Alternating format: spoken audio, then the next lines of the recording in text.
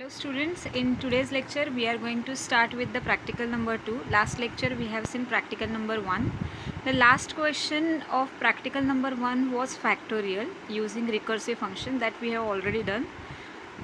So from today's lecture we are going to start with practical number 2. It is actually very small practical. We are having only 3 questions which are based on the string chapter of unit number 2 which we did last. So let's start with the practical.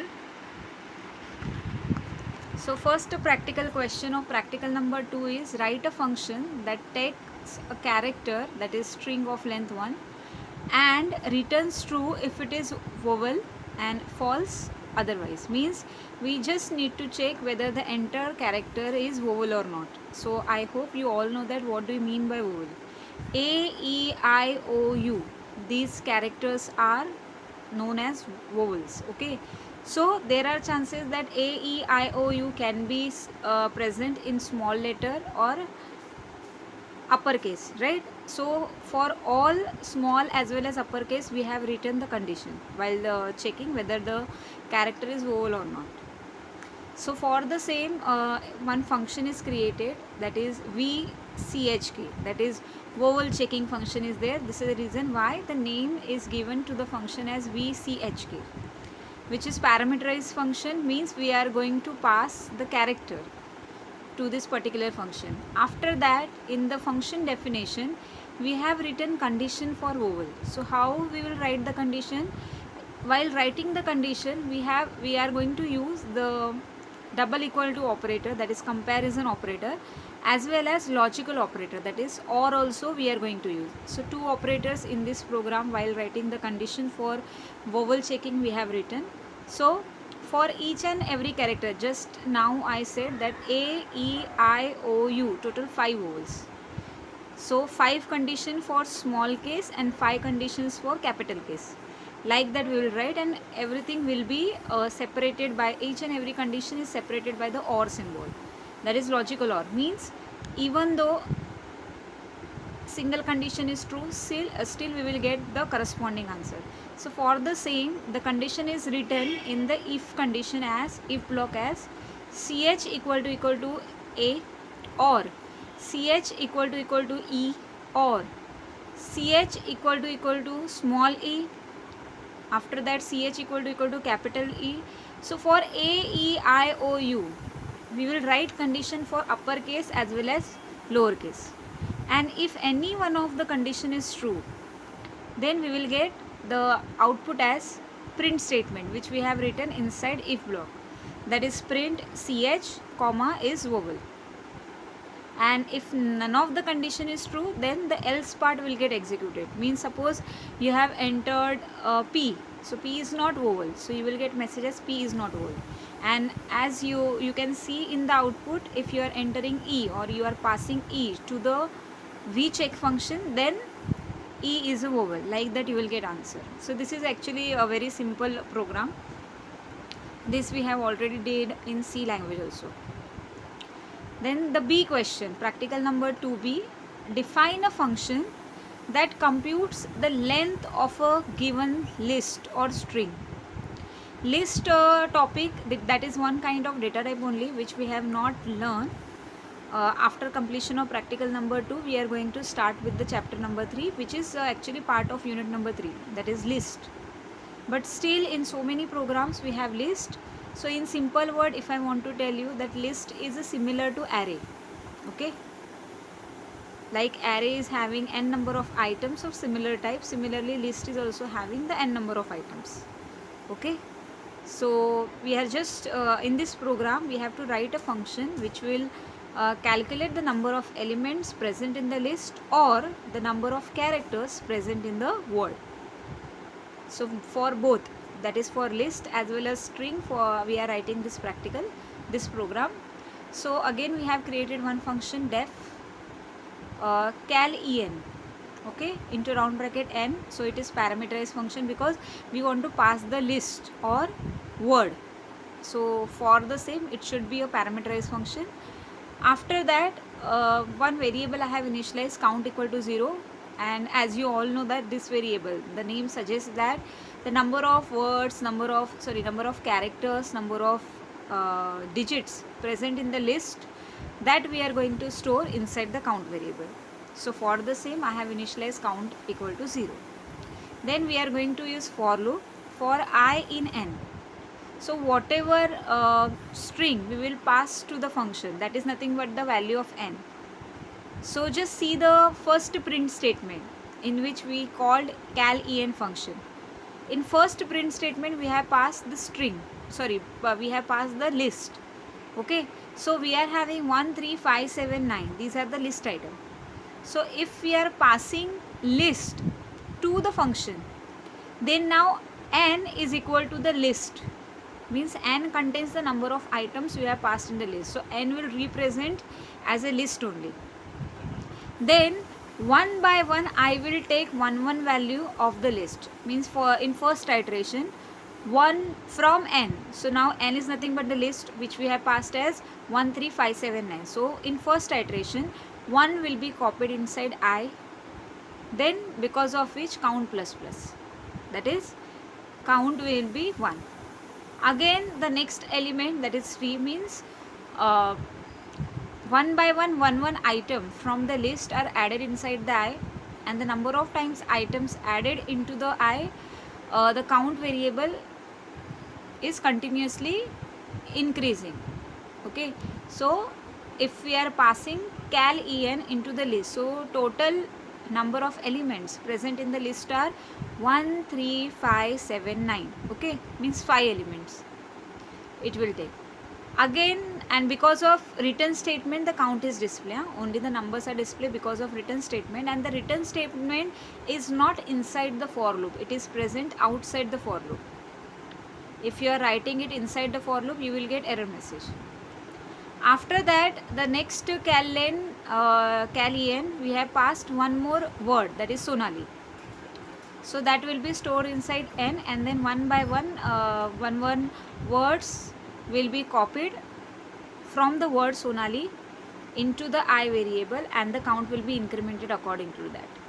Okay, so the practical number 2b, it is actually easy question. Now the third question, that is procedure to display the histogram.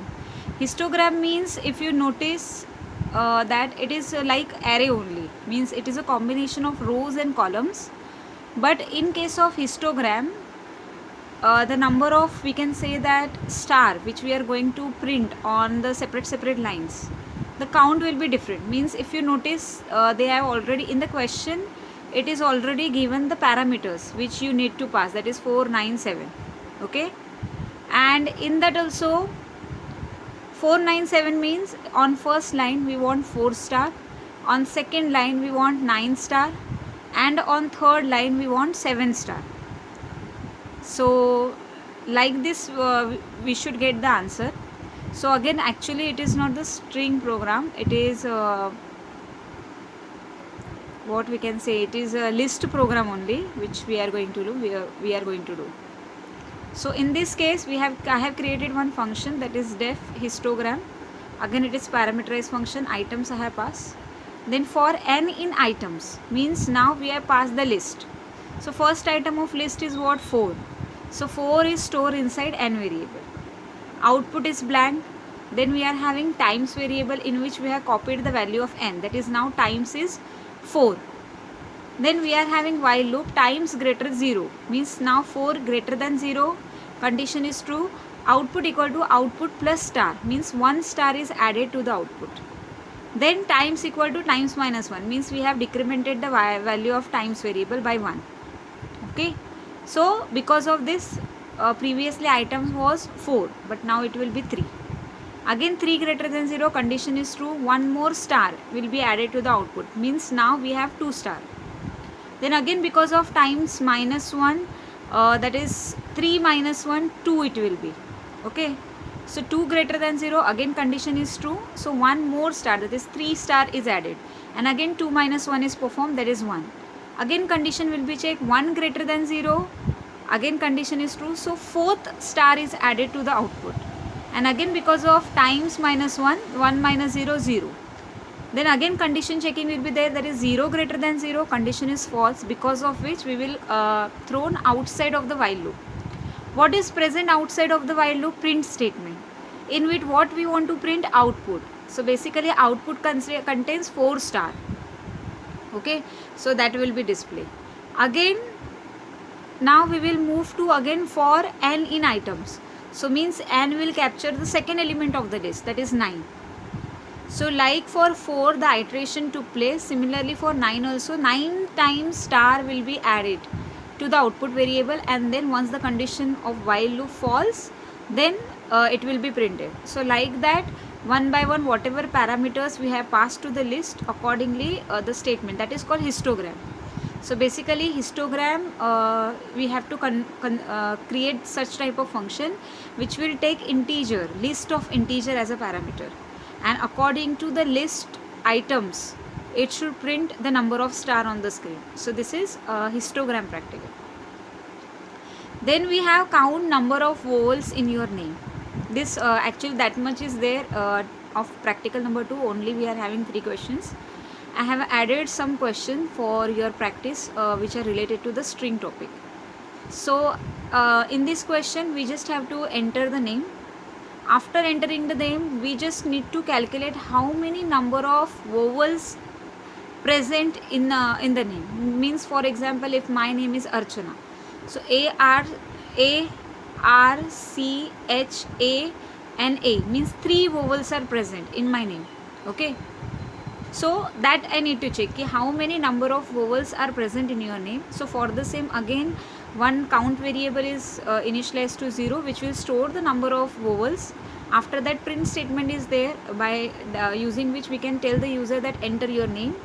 After that the name which is entered by the user, that I have stored using input function, and whatever value will be received by the input function, that value is stored inside the name variable.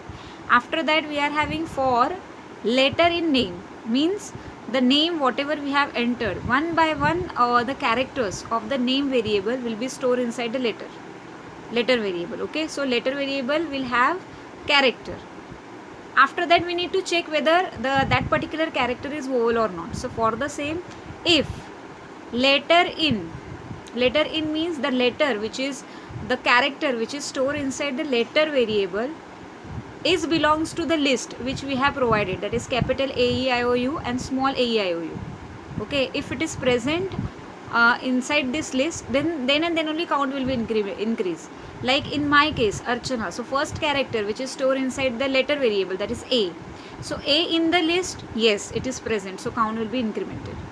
After that R is there, so R in the list, no, so count will not be incremented.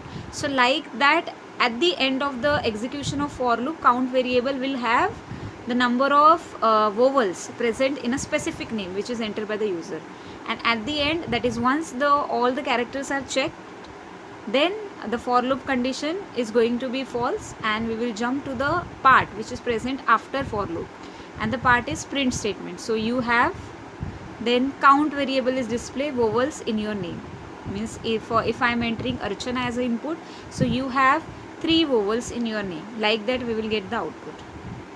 Next question is display all the characters in the string in separate line. Means if you have entered hello world as a string, then all the character, that is HELLO, then space is there, after that WORLD. So all the characters which are present inside the string should be displayed on the separate line. So for that, what logic you will write?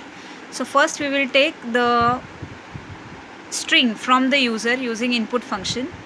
Then main logic is definitely depend upon the for loop. We have to use for loop, because of for loop only we can take one by one variables from the user or from the string inside the for loop variable. So again for letter in var.